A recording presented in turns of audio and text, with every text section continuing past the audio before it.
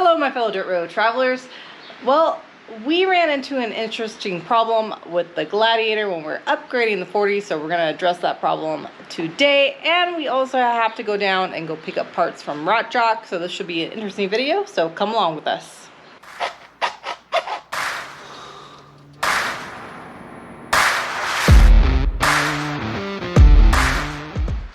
My fellow dirt road travelers, like I said, we ran into an interesting problem when we upgraded our diesel Gladiator to 40-inch tires, and it was something that was a little bit unexpected on our side. It was something a little bit new, right, Nate?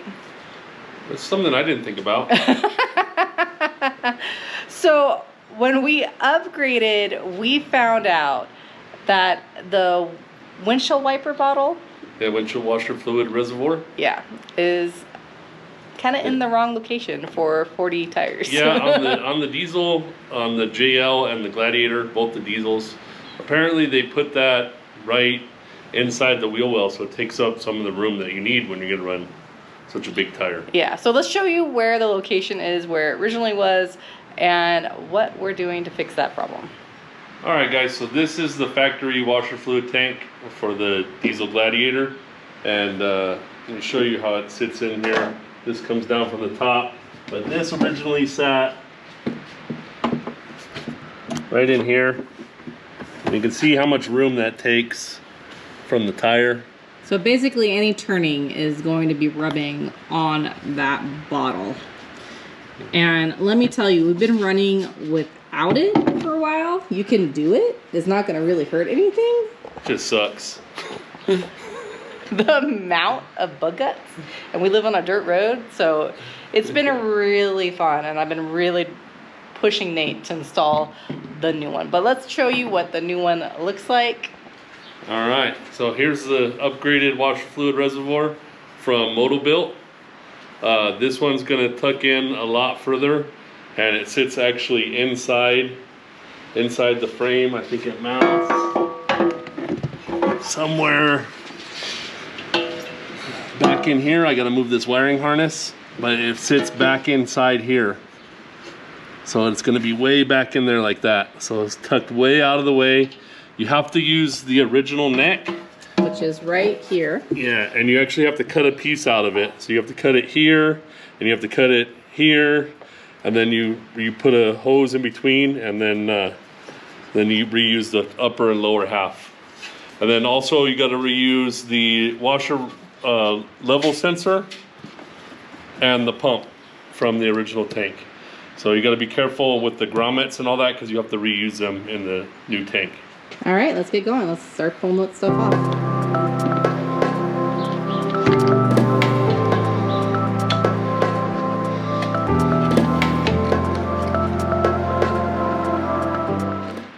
Alright, so if you guys are changing this, there's a little tab right here at the top. It's very hard to see, but it's actually holding the pump in, so you have to pry it past that before you can lift it up and out.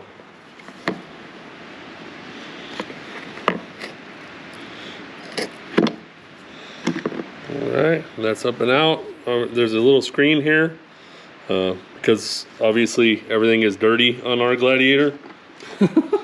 Gonna make sure we clean this screen before we go back together.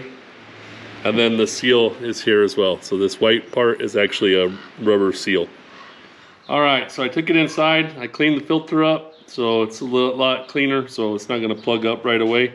The filter, like I said, has a gasket on it. I'm not sure if I have to put the gasket in first or leave it on here and put it in, but we're gonna figure it out right now. So I'll try it this way first, and then we'll see how it goes. Put that in there, and slide this in.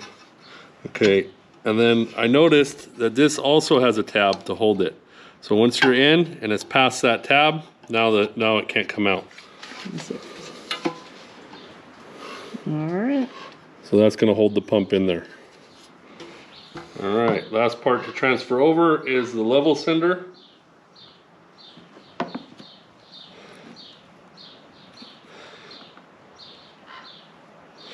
Again, be very careful not to damage the seal because you have to reuse it.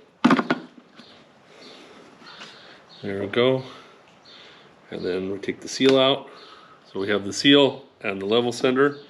And just in case you guys are ever curious on how these work, when the water level is up past these two little prongs, then it can read the electricity going across, and that's how it knows it's full of water.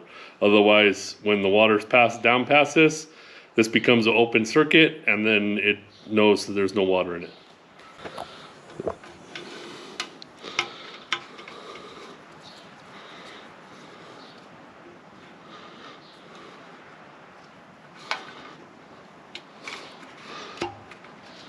That's it. All right, so our next step is to cut this filler neck. We have to cut it right on top of this second line down from the top, because we have to have this little edge to put the hose clamp and hose on.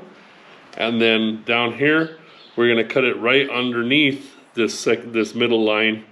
And then we're gonna use this bottom half, and that's gonna give us the edge to put the hose on. So we're gonna do that now.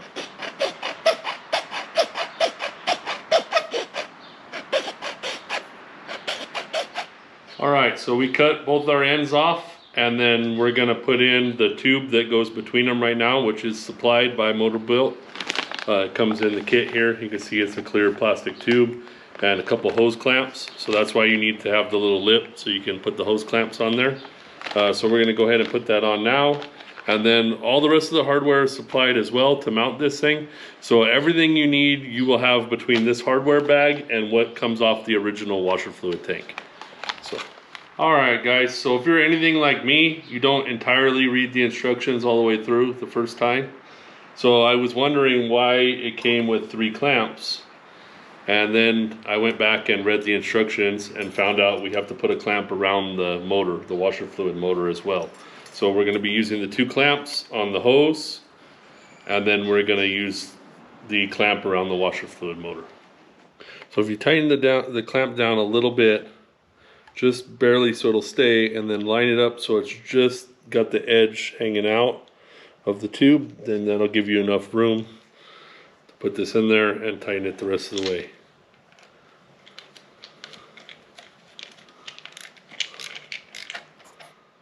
The kit comes with a 3rd clamp. This one actually goes around the washer fluid motor. This one you're gonna have to open up all the way, and you're gonna have to feed it through the slots around the motor.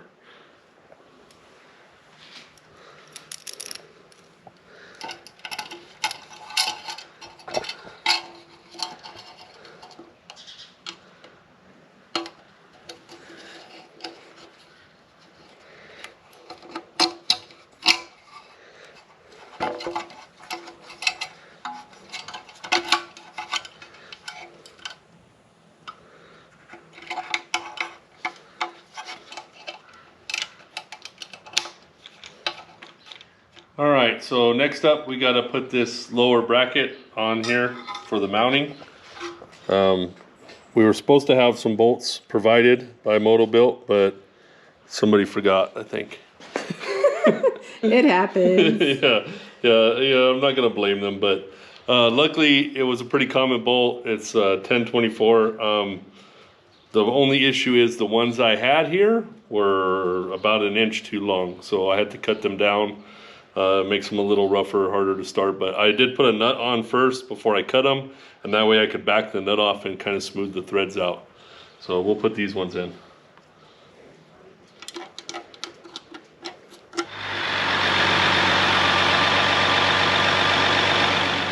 Alright, so we have to take off this wiring harness at the top. There's a bracket there that we're going to bolt the new reservoir into.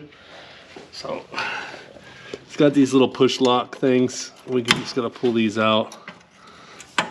Oh, I guess, or cut them off, one or the other. It's not what I was trying to do, but it works.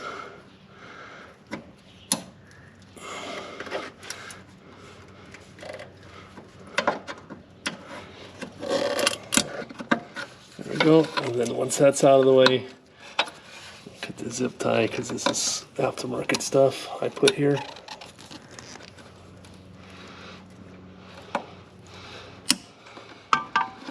Alright, so we'll push that up out of the way, and we'll find a new home for this thing. And then our washer fluid tank will go there, right to these tabs.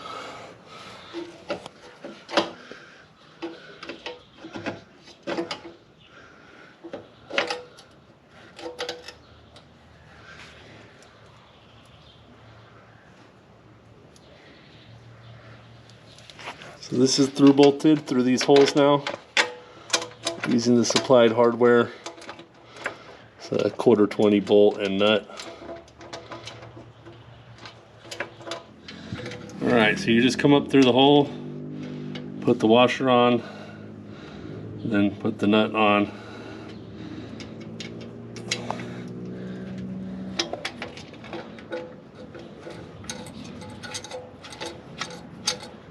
Alright, and then we just tighten everything down. Alright, next up, that we got the reservoir mounted in, we just have to drop this neck down in there and make sure it's securely mounted, and then we just take the bolt that was originally holding it and put it back in.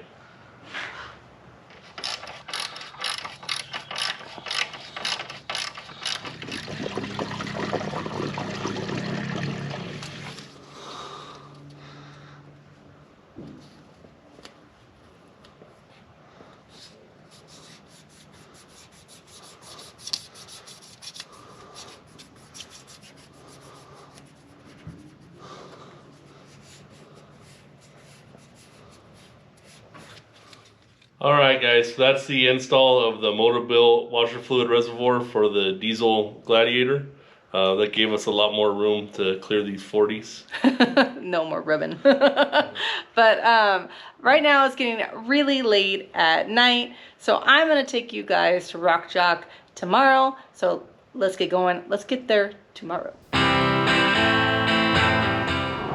Alright guys, through the power of YouTube, it is the next day and I am headed on down to Rock Jock, so let's hurry up and get there.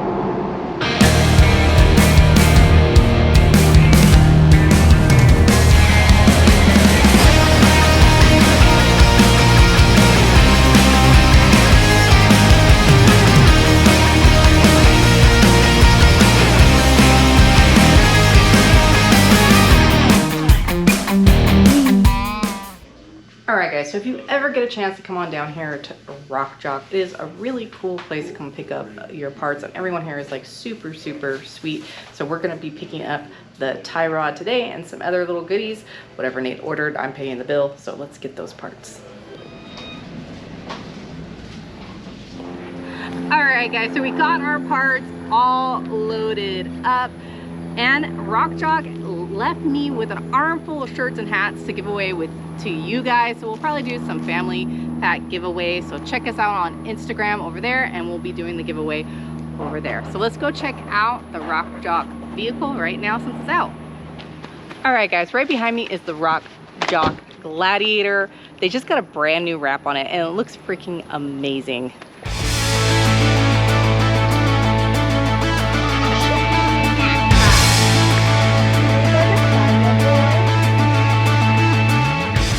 Check out how big these tires are. 42s, that is freaking crazy. I am digging the rack and the pop out tent.